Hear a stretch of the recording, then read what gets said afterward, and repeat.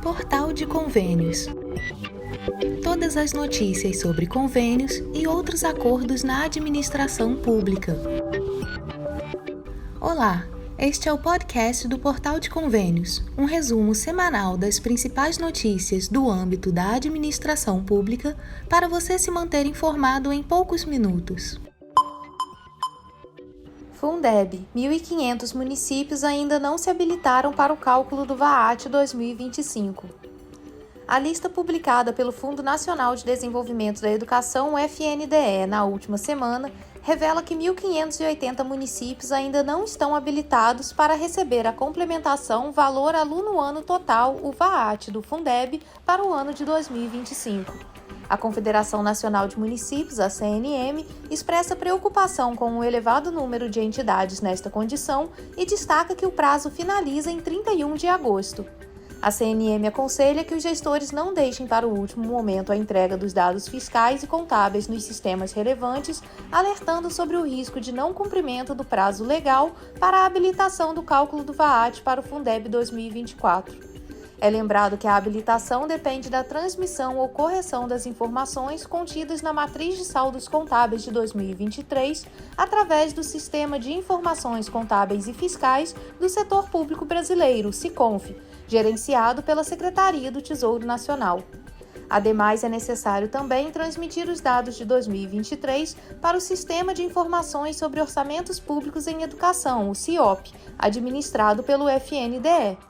A habilitação de um município é apenas um pré-requisito para o cálculo do VAAT para cada entidade federativa, o que não assegura automaticamente o recebimento da complementação VAAT pelo ente local. Os fundos da complementação VAAT só serão disponibilizados se o VAAT do município for inferior ao VAAT mínimo estabelecido em âmbito nacional.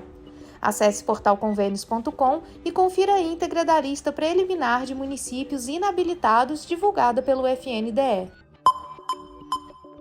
Cultura. Prefeituras devem completar plano anual de recursos para garantir investimentos de 3 bilhões de reais. As prefeituras devem completar a elaboração obrigatória do Plano Anual de Aplicação de Recursos, o PAAR, da PENAB, até 31 de maio, conforme estabelecido pelo Decreto 11.740 de 2023 e pela Lei 14.399 de 2022. As regulamentações asseguram a transferência de 3 bilhões de reais ao longo de 5 anos para que os entes federativos invistam no setor cultural. O PAAR contém o detalhamento das metas e ações previamente registradas no Plano de Ação na plataforma TransfereGov no momento em que os recursos da PENAB são solicitados. Para a SAF Gonçalves, especialista em direito tributário, esses recursos podem significar uma mudança na cultura dos municípios e uma melhoria na qualidade de vida da população. Ele ressalta que é feita uma consulta prévia com audiências públicas para a participação dos agentes culturais e da população. E isso, de alguma forma, demonstra a necessidade de ter um engajamento cívico, mas, ao mesmo tempo, demonstra o nível de organização que o município tem. Quando ele consegue se organizar e movimentar a sua população para participar disso, é excelente. Ainda de acordo com o especialista, outro ponto a se destacar é a questão da transparência e a publicação no Diário Oficial. Isso permite entender o que vai ser feito com o recurso público.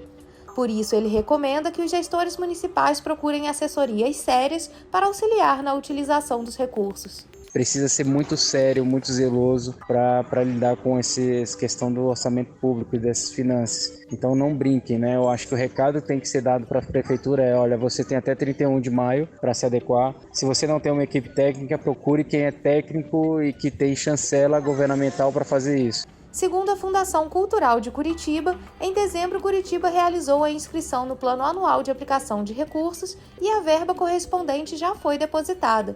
Entretanto, os editais necessários para os projetos ainda não foram lançados, pois a Fundação Cultural de Curitiba aguarda uma orientação do Ministério da Cultura quanto aos requisitos específicos dos editais da Cultura Viva, os quais são obrigatórios.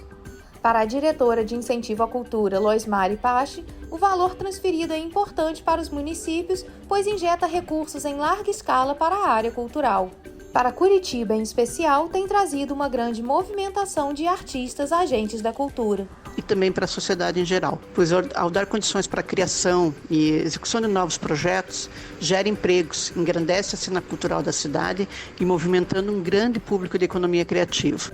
Para fazer a adesão, após a participação social, o gestor público encarregado pela execução dos recursos municipais deve completar o formulário do PAAR e anexar o arquivo PDF gerado na plataforma Transferigov.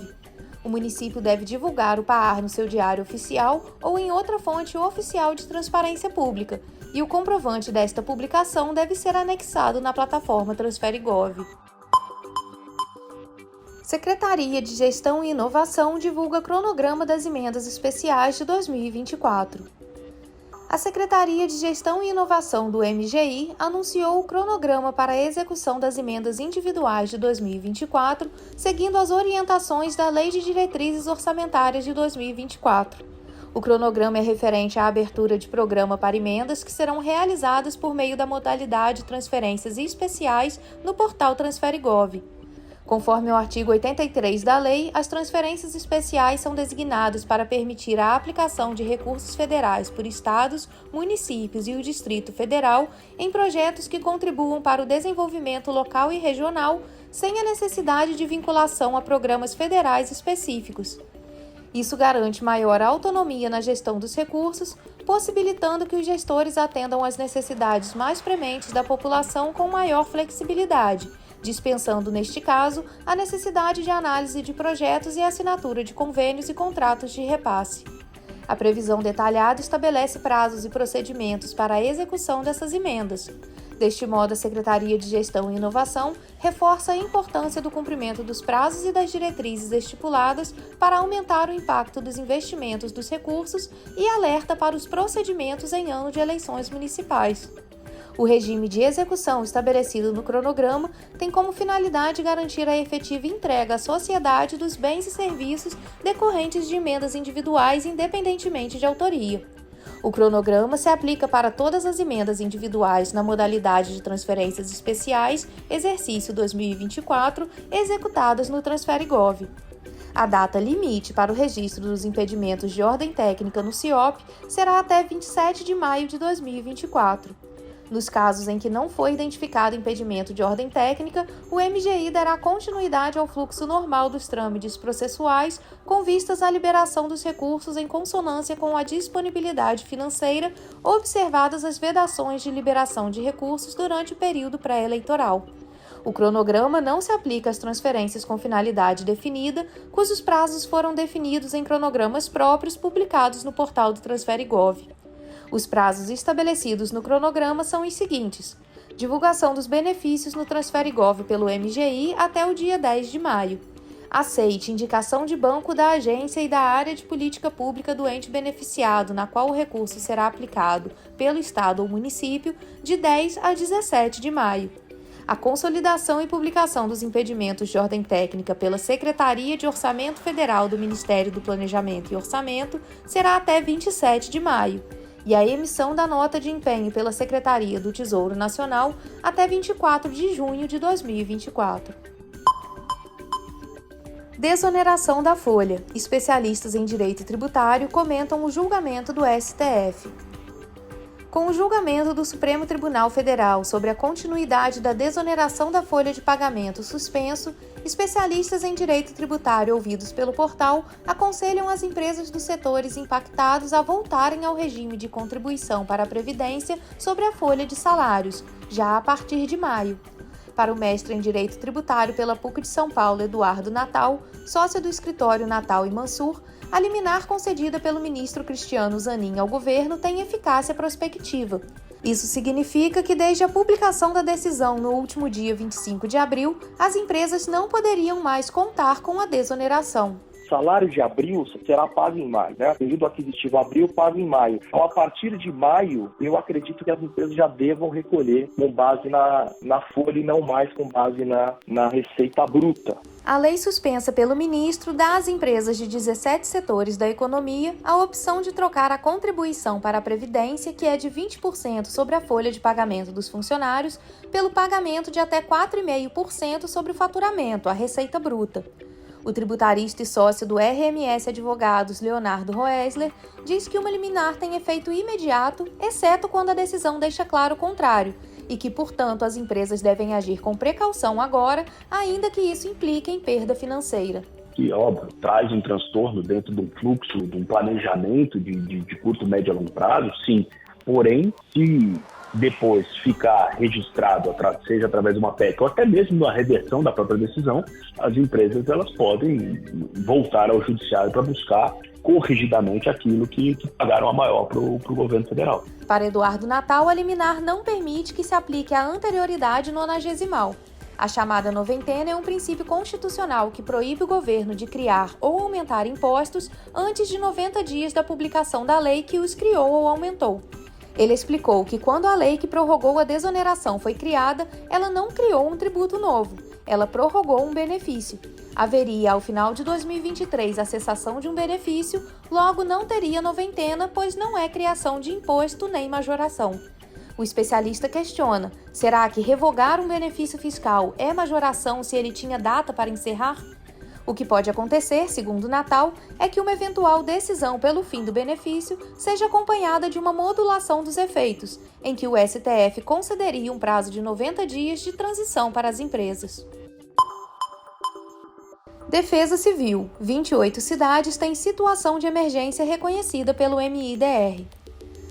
Nesta última sexta-feira, 3 de maio, o Ministério da Integração e do Desenvolvimento Regional, o MIDR, através da Defesa Civil Nacional, oficializou no Diário Oficial da União o reconhecimento de situação de emergência em 28 municípios do Brasil. Em portalconvênios.com você confere as portarias relacionadas. 10 cidades que sofreram com chuvas intensas receberam o reconhecimento federal, incluindo Capitólio, Jaguaraçu e Santo Antônio do Itambé, em Minas Gerais, Petrolina e São Benedito do Sul, em Pernambuco, e Canelinha e Paulo Lopes, em Santa Catarina. As cidades de Jeremoabo, na Bahia, Bacabal, no Maranhão e Monte Alegre, no Pará, também foram inclusas. Municípios como Genipapo dos Vieiras e Palmeirândia, no Maranhão, e Barras de Itainópolis, no Piauí, que enfrentaram alagamentos, foram adicionados à lista. Além disso, a cidade de Rio Grande, no Rio Grande do Sul, teve emergência reconhecida por conta de vendavais.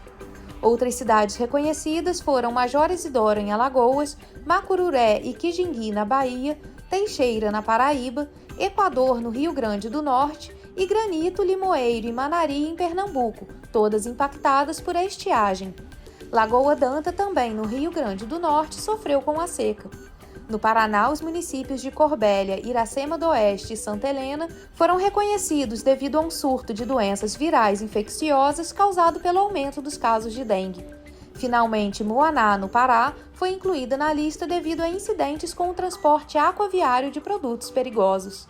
Para a solicitação de recursos pelos municípios no Sistema Integrado de Informações sobre Desastres, o S2ID, é preciso criar um formulário de resposta. Em seguida, é necessário fazer o preenchimento das metas a partir da escolha do tipo de formulário. Para isso, basta clicar em Tipo de Solicitação e escolher a opção de recursos para ações de reestabelecimento, anexando 2 documentos obrigatórios: o ofício que formaliza a solicitação e o relatório fotográfico das metas. O relatório fotográfico deve apresentar, além de uma pequena descrição, as coordenadas geográficas.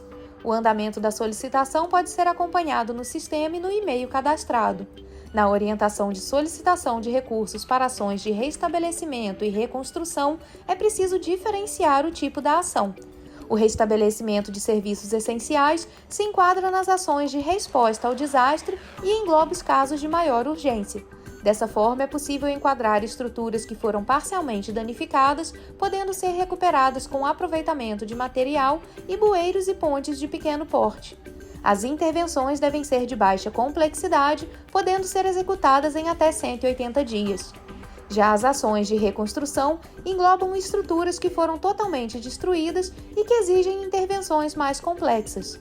Vale destacar que, como as ações de reconstrução fazem parte da fase de recuperação pós-desastre, é importante que as estruturas sejam reconstruídas de maneira mais segura, reduzindo o risco de a obra ser afetada novamente.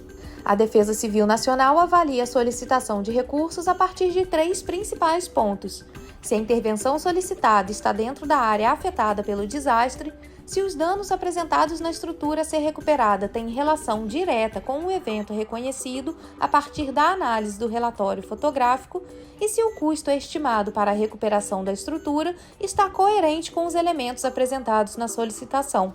Ou seja, a estrutura precisa ser muito bem identificada, quantificada e localizada.